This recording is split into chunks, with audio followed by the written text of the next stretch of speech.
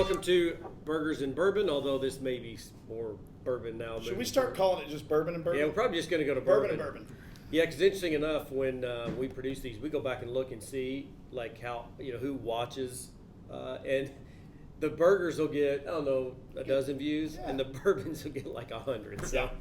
So I think more people are interested in drinking than eating. I don't know what that says about the people that watch it. But anyway. No social commentaries today. Yeah. Anyway. All right. So today we have Buffalo Trace. This producer is going to throw it up there on the screen, I believe. There we go. All right. So you guys can see it. And I'll let Chris kind of tell you about Buffalo Trace. This is not one of my favorites, although I'm getting ready to try it. But I've tried several of them. But they have a series that, one of the series is really good. Yeah. So, but anyway, this particular is not my favorite, but they have some that This is just the regular Buffalo Trace. Yeah. I mean, nothing special about it. Kind of a cool thing when they renamed the distillery Buffalo Trace. Used to be Ancient Age. Yep. When they renamed it, all the visitors that started showing up started saying, but we want to buy Buffalo Trace, which didn't exist. So they actually created this bourbon to kind of help satisfy that demand for the people that were going to the gift shop. And it's an interesting one. I brought this one in because I thought it would be fun. Brian, you had suggested everybody bring in their own favorite, and we did. We did Bullet 10. Yep. My favorite is impossible to find, which you is can find it if you're willing to drop $400 to $500. You can find it. But you got to go find. You got to go find. Yeah, it, and you got to have lots of connections. Yeah, you can't walk in somewhere and get it. It's Weller 12 Year is my personal favorite. I love that one. So I thought the closest thing I could get to that would be, Weller Antique 107. Also hard to find. I've got a couple of places where I know. And then the Weller Special Reserve, which is the lesser of the Wellers. Mm-hmm. I mean, I've got a connection where I can get it. Most of us do if you're crazy about it. But I thought it'd be fun to go through the Buffalo Trace stuff that you can get at their gift shop. You're talking about all of it. Right. I want to try to go through them all, which means we're going to start with the Buffalo Trace, and then we'll do the allocated ones. If you've never been to the distillery, you go up there, you can go to the gift shop, whether you go on a tour or not, and you can buy one bottle of Buffalo Trace per day, and then the allocated ones, you can buy one every 3 months. But they scan a wristband, it's tied to your driver's license, they make sure you don't get more than one of the same thing. So we'll do the Weller Special Reserve. There's Eagle Rare. There's E.H. Taylor Small Batch, and then the big one is of course Blanton's's. And what's made these special is Buffalo Trace Distillery has become so popular with people, especially around this area. You can't get these. You can't just walk into a liquor store and buy these. They're all fairly inexpensive if you get them at retail, but the retail on these goes into the hundreds easily. So I thought it'd be fun to kind of walk through those. Yeah, so Eagle Rare is one of my. I like it. I really like it. I love Eagle Rare. Yeah. But it's going to be upper close to $100. It retails for I think 32. And the crazy thing is you used to be able to get that for $27. Yep. A bottle. Yeah. And not that many years ago now too. Yeah. If you a liquor store that's going to have a release of those or whatnot, then you better get there pretty quick because those are going to go fast. Yep. Yeah. So here's a funny story about Blanton. So years ago we had kind of a business meeting there, and we did a tour afterwards. This is why Blanton's so expensive. It's not the making of the liquor itself, but it's the bottling process. Oh yeah. There's like 30 people on a line, if you will, that's not very long. It's maybe 20 feet long. Mm-hmm. And literally, we were watching them bottle it. And so they, one guy takes the bottle and he puts it upside down, blows air up in it, to get it all out. And then one guy fills it. And then, but there was one lady that she was sitting there and she would put the canvas wrap around the neck or whatever that is, you know what I'm talking about?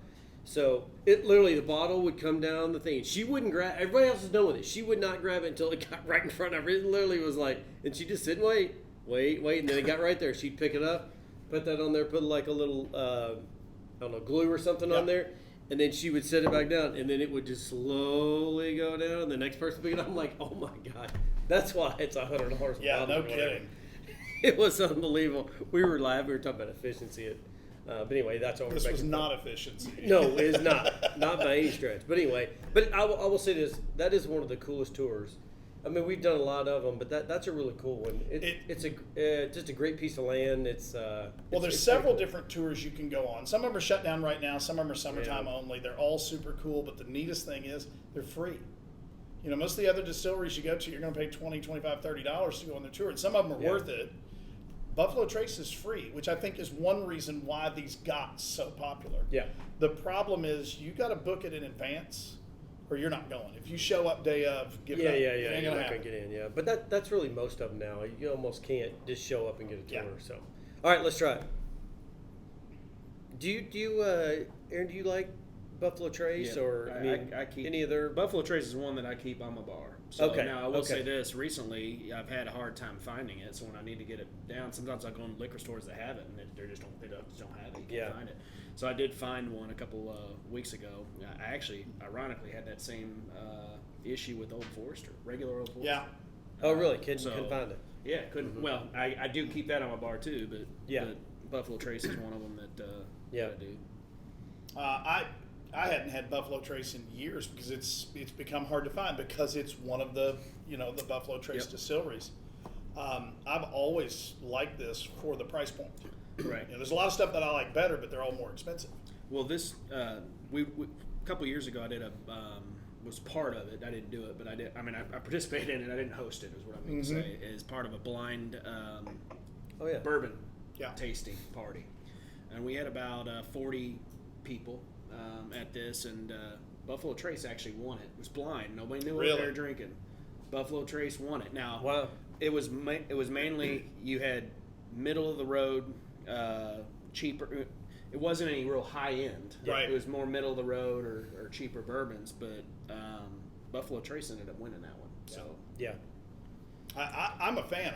I like Buffalo Trace. It has a little bit of a buttery flavor to it. I like that. It's almost kind of sweet. Yeah, it's got a little sweetness It's got to a little it. sweet to it.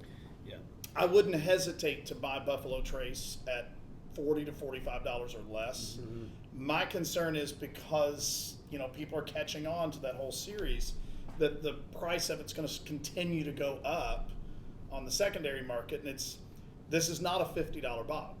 This is there's too many things at that price point that are better that at least right now are readily available. Yeah. This is here. Hand me some ice. Yeah, let's try it with This some is ice. actually pretty sweet. I will say. So Kelly, you guys hear me talk about her quite a bit, but so she doesn't necessarily like bourbon. Yeah. But there are. What's that big a piece? All right. So basically, she'll drink it, but really she's just kind of trying whatever I'm drinking. She's like, oh, hey, can I have a sip of it or whatever? And there's a few that I'll drink that she's like, oh my gosh, that's horrible. But this is one that is a little on the sweeter side that cooled off, and I've not actually had this, so I've probably had it at some point. But anyway, so neat. Yeah, it's a little loud. So neat. Sorry about all the noise there. But neat. I could do this. I wouldn't wouldn't purposely, let me get that out, go out and buy this and take it home and drink it because I've got my others that I like better. Yeah. But if somebody's got this and they've got something else, that I haven't tried or I just don't like, I'll do this one. This is I could definitely drink it neat, but this is one that has a little bit of a sweeter taste. So Kelly, or someone that may not like the harshness of a lot of bourbons, this is a pretty good pick because it's a little on the sweeter side. Yeah, when there's not. At least I do drink this pretty regularly. Yeah. So I don't really feel any type of a burn or a bite. I didn't feel that either. So It's not a big burn. It's what's the proof on this?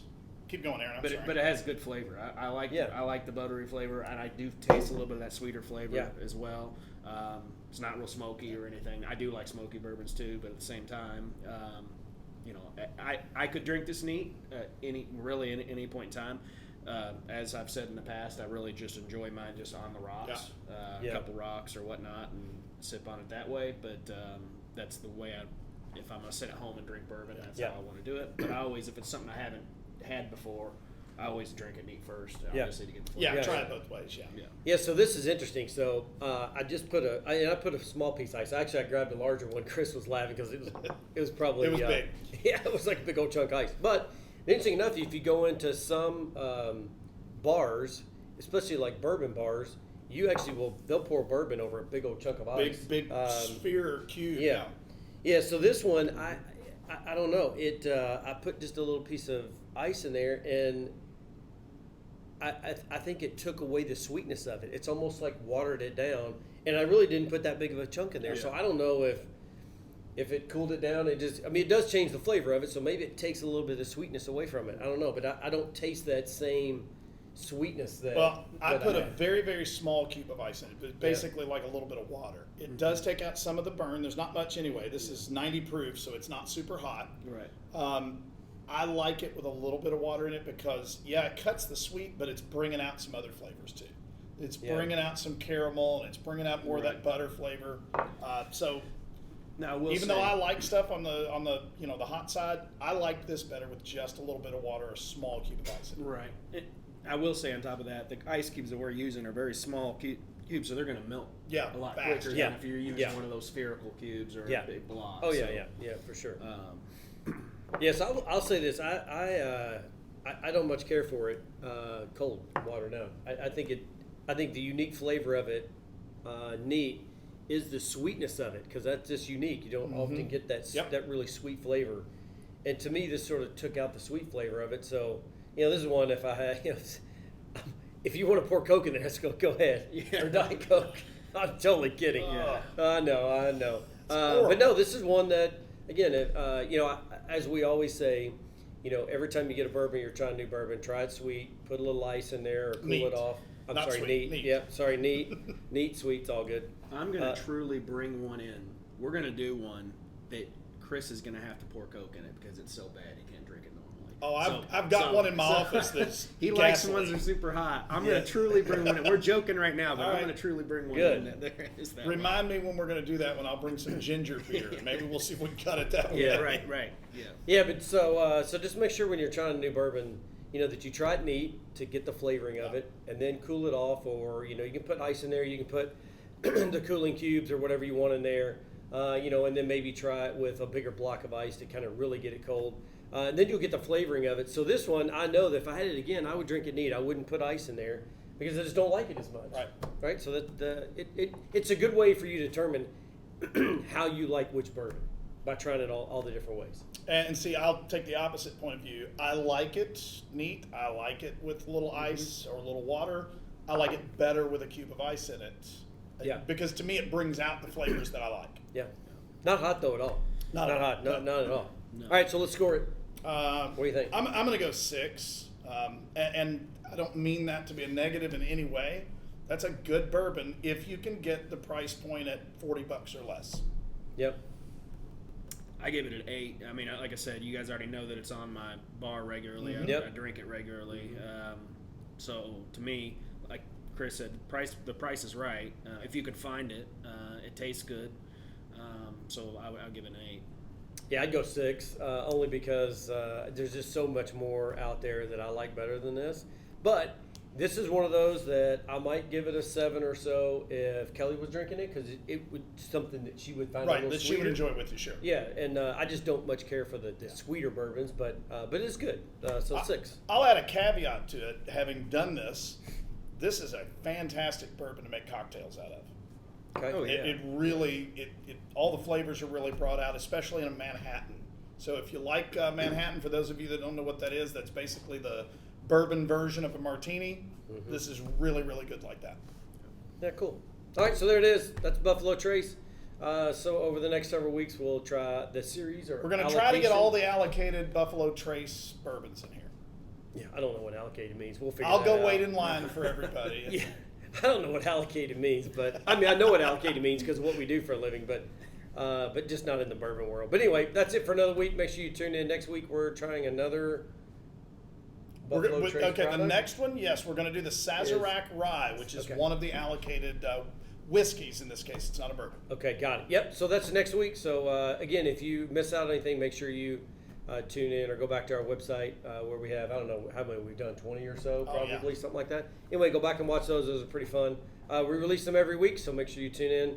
And if you're watching us on YouTube or any of your Spotify or whatever, just make sure that you like and subscribe, and you'll get all of our new content when we send it out. So anyway, for another week, That's pretty good. Hey, well, I'm learning. I'm learning. All right, so anyway, here's to another week. We'll see you guys next week.